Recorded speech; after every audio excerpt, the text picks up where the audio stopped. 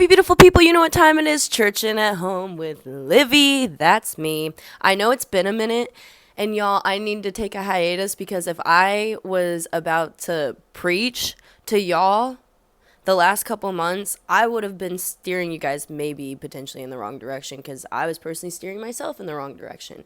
So I'm glad that God gave me the opportunity to clear my eyesight a little bit and get reconnected with him in a way that is more purposeful and directed towards where I need to be going, because I got a little lost in the sauce because I took a 6 months off of like working and anything, and I was just like devoted to myself and to God, and it put me in such a wonderful headspace and such a joyful space to be in.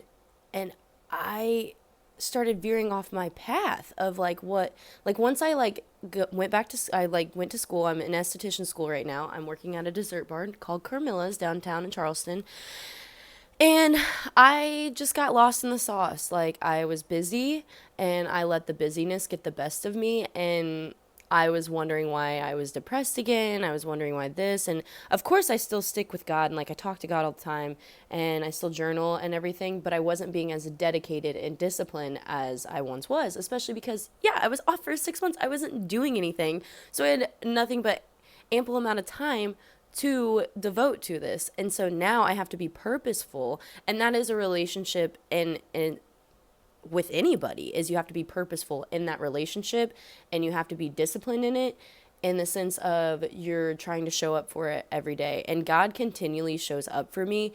And I was crying and holding my Bible last night because I was like, you have never failed me, and I have consistently failed you, and I'm so sorry. And that happens in any relationship that we are in general.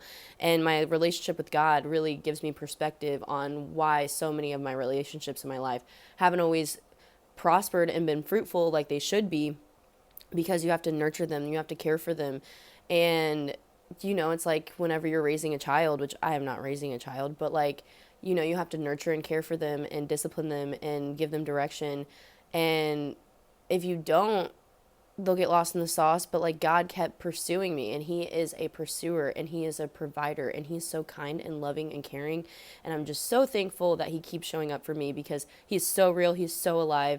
And I just had to say that little spiel before we get into this. And he gave me another spark for life, and I'm so excited. And it's no coincidence that I had my like real realizations last night, and tomorrow is Easter Sunday. So let's get into it.